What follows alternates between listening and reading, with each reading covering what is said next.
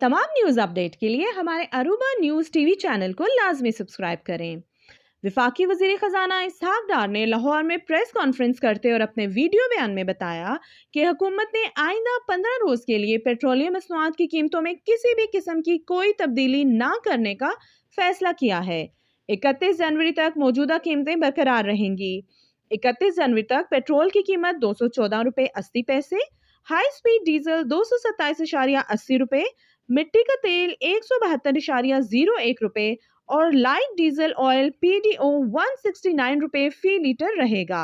दूसरी जानिब ओगरा ने मुल्क में पेट्रोल और डीजल की किल्लत की खबरों की सख्ती से तरदीद करते हुए कहा है कि मुल्क में पेट्रोल और डीजल का वाफिर स्टॉक मौजूद है।